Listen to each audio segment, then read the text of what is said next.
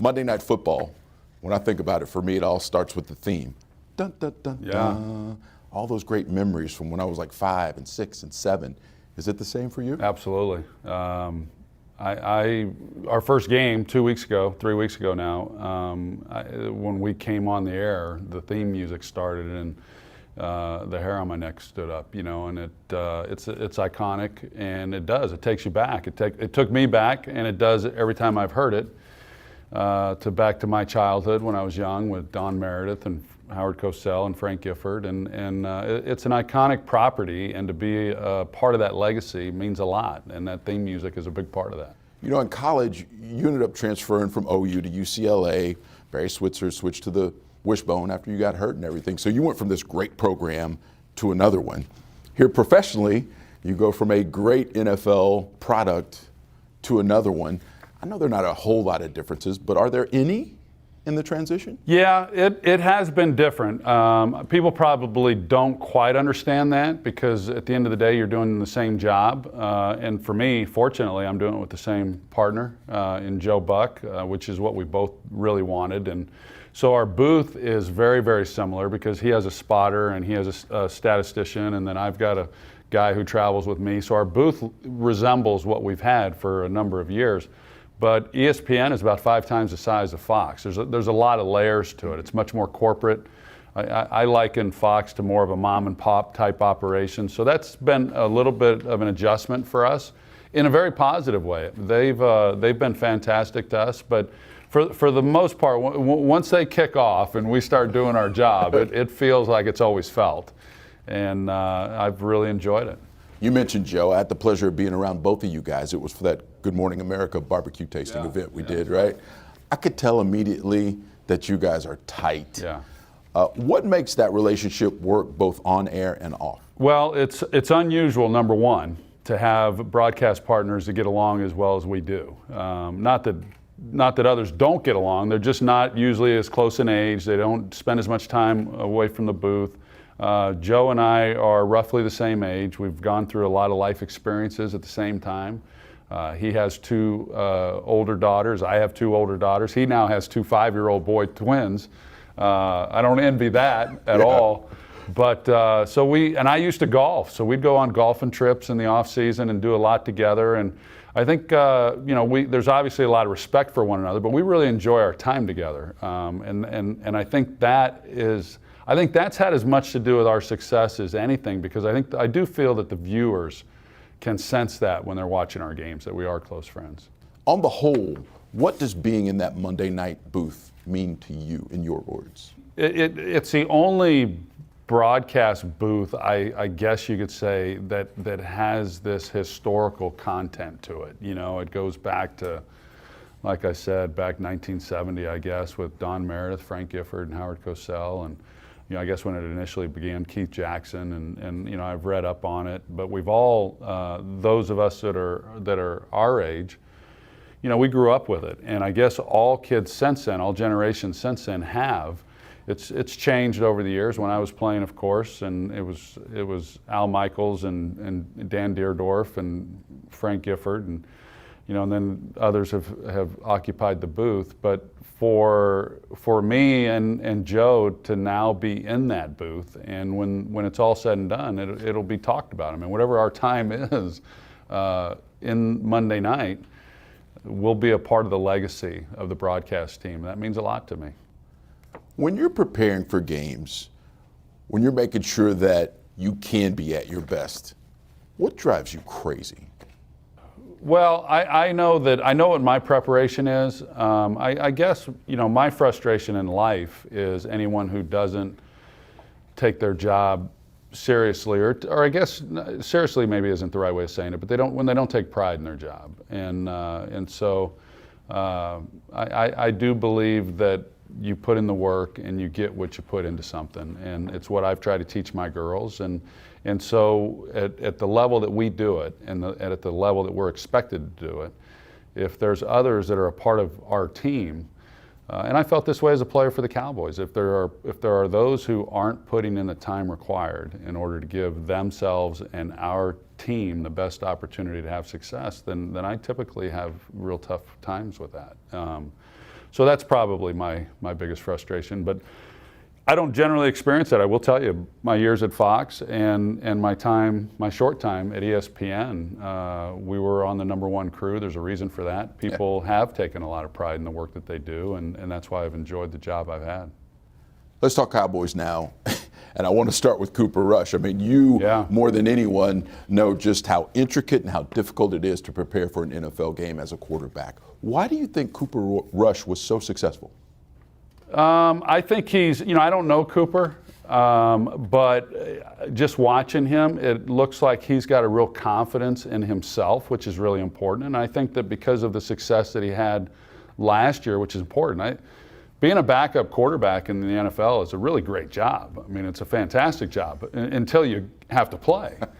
And then, everybody thinks they want to play, and I know they do, but then you got to play well, because you don't get many opportunities to then step in as the backup and get your shot. And some get an opportunity and they make the most of it and they continue to go on and do great things. Tom Brady is a great example of that. But then there's others, and we can certainly name them, who come in for a week or two and then they're back on the bench. And if you don't play well in those games where you get your shot, then they can't count on you and they're looking for another backup. So there's a lot of pressure on those guys to come out and play well right from the start. And for him to go out and do what he did last year against Minnesota gave him confidence, and I'm sure gave a lot of confidence to the organization and to the players around him. And I felt that you could see that in the game last week.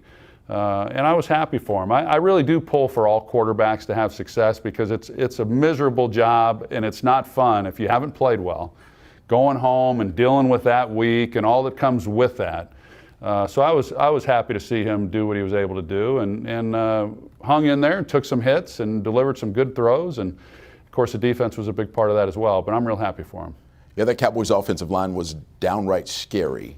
In the opener, and I do not mean scary good. Whenever Dak Prescott comes back, are you fearful for Dak that he could end up getting hurt again, because that line needs to get it together? Well, I'm not worried for him, but it is a concern. I mean, it's hard in today's. There are some teams where you look at it and say, "Wow, this offensive line is really good." Dallas has had that for a long time. We've kind of gotten spoiled around Dallas for decades, really, for the most part, when you look at the offensive lines that have been put together. But when you look at the league in general, which I'm able to do in my job, there's not a lot of offensive lines like the one that I played behind, or the one that Dak played behind when he first came into the league.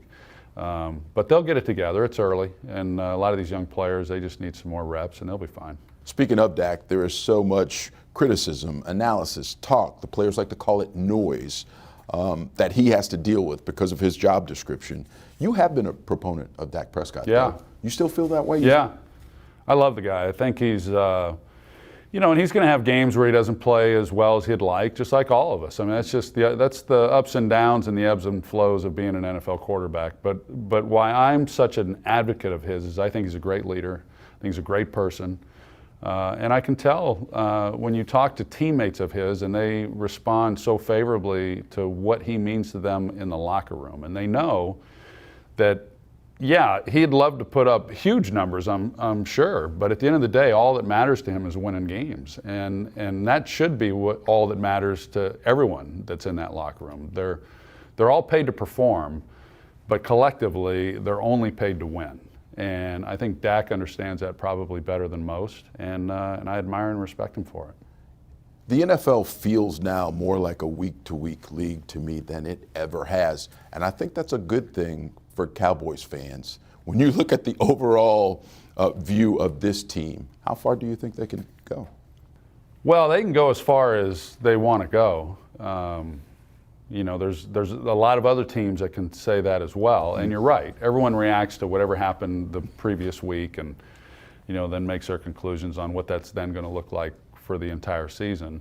A lot can happen, as we know. Dallas has experienced that with the injury to Prescott. Sometimes expectations then change a little bit. But this team's good enough. The defense is certainly good enough. And they've been able to keep Dallas in these games. They were able to help them win the game against Cincinnati and had a chance against Tampa Bay based on how they played. And if they can continue to do those type of things, then it won't really matter as much as to what's happening on the offensive side of the ball. They'll at least be in games late with an opportunity to win. And so I like Dallas. I liked Dallas last year. I liked the Cowboys a lot, and I really felt that everything just felt good. You know, it felt like they really had great chemistry, they had great players, and I knew that it was going to be a tough game for them against San Francisco, but you know, I thought that they had a chance last year to do it all. I don't feel they're as good this year on paper, but that doesn't mean anything. A lot of teams aren't as good on paper. That someone's going to win the Super Bowl, and Dallas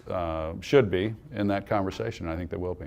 I do want to talk about you because you have been incredibly busy, especially the last year. How's the beer business? Awesome. Yeah, the beer's doing great.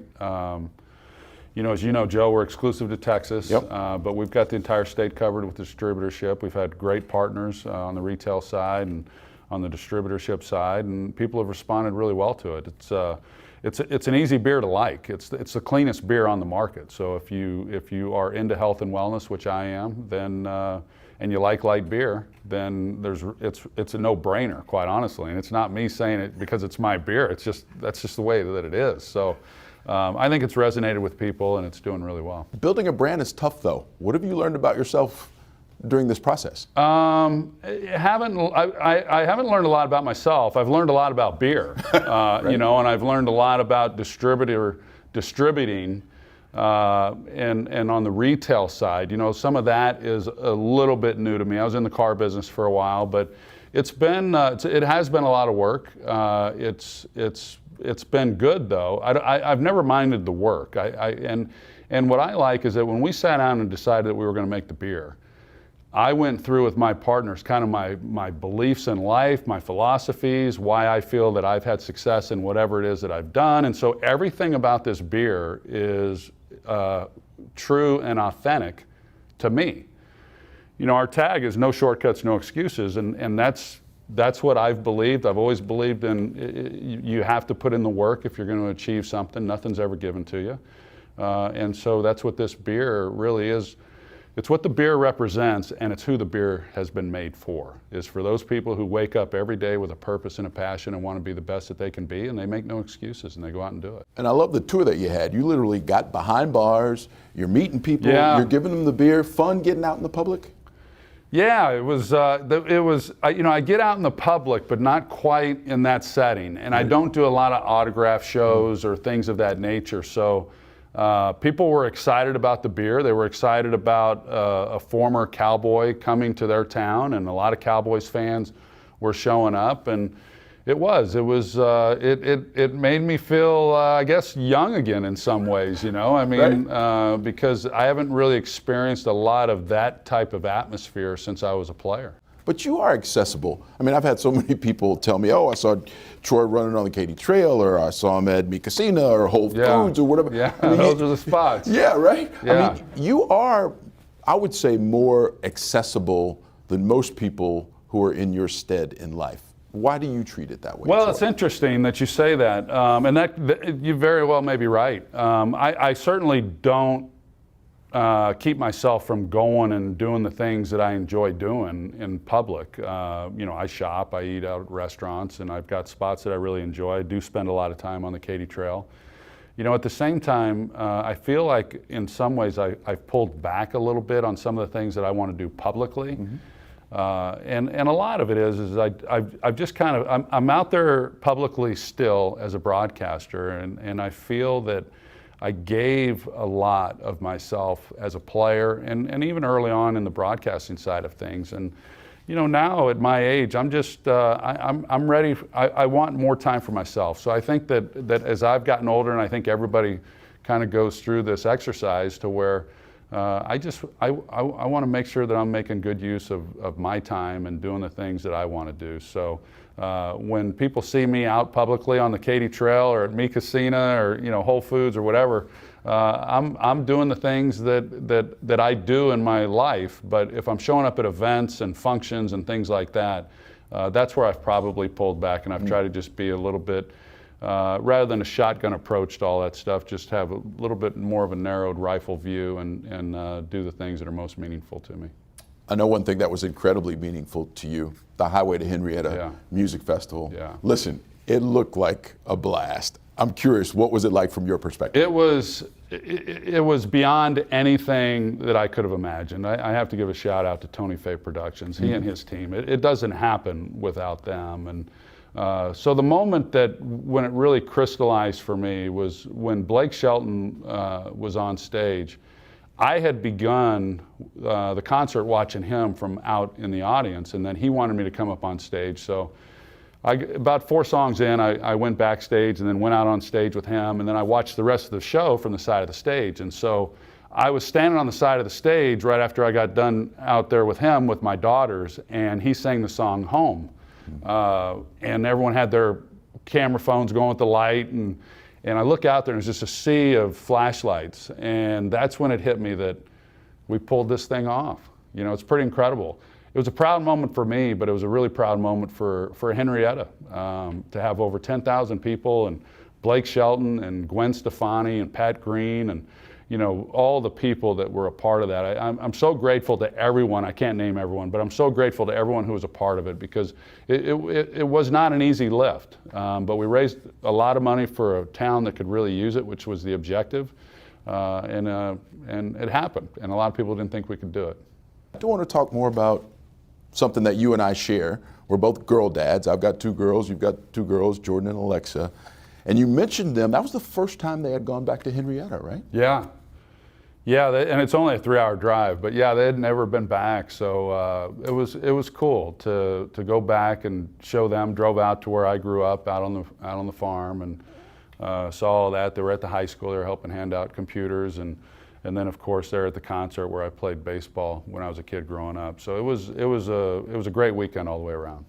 When you think about your girls, I know that you posted something that was really cool to me. It was on Father's Day last year, but you used the song Daughter's Day. Yeah. Why'd you pick the song? What resonates for you?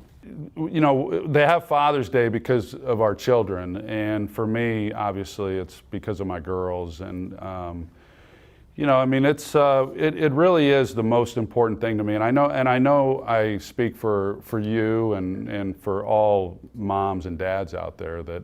I've been fortunate enough to fulfill some dreams and play for the Cowboys and win Super Bowls, and now have this amazing job, you know, with ESPN. But at the end of the day, our legacies are told by our kids, and so what's always been most important to me. I always wanted to be a dad, and my hope is that when my time is done, that my girls are telling their kids, hey, my dad was a great dad. And if they're saying that, then my time here was well spent. We all know it's not easy. I certainly know it's not easy. What was the most challenging thing about raising your girls, and what did it teach you about being a man? When I became a single dad, read a lot of books, trying to figure it out, you know, what's important, you know, and what I learned is that girls get a lot of their self-confidence from their fathers. And so what I wanted to do was I wanted to treat them in a way that when they then got to the age, which they are now, when they started dating, right, that they would then have an expectation as to how a man is supposed to treat them. And I think I've been successful in that regard. You know, time will tell, but that's probably been the challenge for me and what I set out to do. They're both at college now. I know one of them's close at SMU, but challenges of being an empty nester? You know, it's been good. Yeah. It's been good. You know, I gave, and it's never over. I mean, Right. you're never done, Yeah. right? I know. But I gave, I've given all I've had to them, and Yeah. and happy doing it. And now it's another phase of life for me, and I've embraced it. I will say that I'm happier than I've ever been. I feel better than I've ever felt. And I'm not happier because they're gone, but I'm in a really good place in life. And they're on to their next stage of life, and I'm going to my next stage of life, and it's been wonderful. It's been amazing. I've got Parents Weekend this weekend at SMU. Next weekend I've got Parents Weekend at Washington and Lee. and it's good stuff. What did you teach your girls about sport that you think carries over into their lives? I had 3 rules for them when they played sports. And I said, you're going to give great effort, you're going to be a good sport, and you're going to do what your coach tells you to do. And I didn't care how many goals they scored or how many baskets they made. None of that stuff was ever important to me. But those 3 things, it doesn't matter what your level of ability is, you should be able to do those 3 things. And so, and they knew that. There was not many times, but there would be times when I didn't think they had lived up to one of those 3 tenets, and I would mention it to them and just say it's unacceptable. And I think that maybe I hope that through that, I think kids absorb what they witness. And so my hope is that Jordan and Allie have seen me do the work that I've done and work hard and be able to realize some goals and some dreams of mine, that pays off then for them. And they understand that, hey, if they're willing to do those things, then they too can have opportunity. And I believe they have, because when I watch them in their own lives, they're not afraid to put in the time and do what's required, and they have goals of their own too, and I'm real proud of them. They're very mature, hardworking young women. You and I didn't have to make a decision because we have girls. We didn't have to worry about our children playing professional football and worrying about concussions. Yeah. I remember it's probably been 5-6 years ago when that was such a big topic in the league. But back then I remember you saying you didn't know if you would encourage your son to play professional football. Has your mind changed at all about that in terms of the way you view the way football, the way the game is played now? It probably has. Joe, that's a good question. And I would say it probably has changed. Yeah. And I don't want what I said before to be misconstrued. I never said I wouldn't let my son, if I had one, play. I just wasn't certain that I would encourage it. And to be honest with you, I'm happy my girls played sports, but I didn't really encourage them I have never really encouraged them to do anything other than their best, whatever that is, you know. So, but I do believe that with football, as we talk about the sport, that it's gotten safer. A lot has happened in the last decade that I think has made the game safer. But the big takeaway is the people, for the most part, I know there are people out there that'll be watching this and they'll say, oh, that's not true, my son had this happen to them, or whatever it might be. But for the most part, the real trauma begins in college or the NFL. You know, you don't hear as much about it at the younger levels, but I understand there's still risk. But I also know what football meant to me. And what football does that a lot of the other sports just aren't capable of doing is football's hard. I mean, it's a hard sport. I played baseball. I'd be in there unraveling baseballs and eating sunflower seeds and telling jokes and between, you know, I mean, it's just a whole different atmosphere. Right. You're not really doing that in a football game. And then, you know, times have changed in this sense too. But when I was playing, you had to go through 2-a-days. It was hot, you know, double days. It's, you know, it's gotten a little bit easier for those athletes. But still, with that being said, it's hard. And I think you learn a lot about yourself when you're put in stressful, tough situations, and it builds character. And I think all everything that I believe is involved in the game of football, and in order to be successful, then that's what you got to do. I mean, you've got to work at it if you're going to be good. You're going to have setbacks. You've got to get back up and keep going, you know, and all of that. So I do think football builds character, and I think it makes men out of boys. And so for that reason, I think the experience, probably for most, is overwhelmingly positive. And I have been amazed at the way, especially professionals, especially defensive players, they've changed the strike zone. And they figured it out. Yeah, I didn't think, you know, they have. You remember when it first came up, oh, how do you call that a penalty? Yeah. Well, they changed. And that part has been actually amazing to me, because it didn't take 10 years. It probably took 3 or 4. Yeah. And you just don't see those And it's big only going to hits. get safer. They're going to continue to do what they can. Yep. And so that's good. And the viability of the sport, they had to. I know there's some purists who don't like the game the way it's currently being played, but it had to happen. Are you glad you got out okay? I mean, you don't have lingering effects, any of that kind of thing. Knock on wood. Right. You know, but yeah, I'm as healthy as anyone who got out. I mean, I feel really fortunate, and the head injuries that I had are, I don't want to say they're concerned because they're not, but you never really know, I guess, whatever may hold down the future. But I keep a close watch on it. I've had tests, I've done a lot of stuff, and I'm in good shape there. I didn't have any knee surgeries. I'm able to stay active, and I know that there's a lot of players, a lot of former teammates of mine that aren't as fortunate as I was. One sport athletes, what is your best advice to parents who have these really good athletes about only playing one sport? Yeah, I don't like it. I'm pretty strong. I have strong opinions about that. Yeah. I just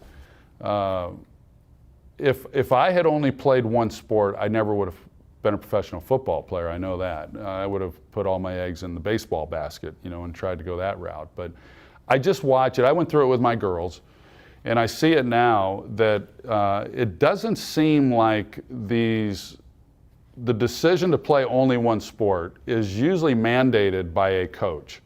And I just don't think that the best interest of the kids are what's at the heart of this. I think it's what's in the best interest of the coach or these club teams, what's in the best interest of this league making money, unfortunately. Now, if there are those kids, I know. I would have been one of those kids. There are those kids who just are obsessed, and they've decided that this is their sport, this is what they want to do, and that's great. And they want to compete at the highest level, and I say, awesome, have at it.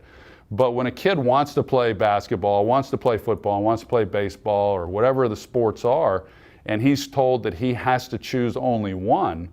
My best friend, whose son just went he's now a freshman in high school, he's being told he can only play one sport, and he's pretty good at a lot of sports. And I don't like that. I don't like that, because most kids are not, as much as I wanted to be a professional athlete, and as much as so many other kids want to be professional athletes, the likelihood of that happening, as we all know, is not real high. And so to not allow these kids to enjoy the time they have to play these sports and play them all, I'm not in favor of.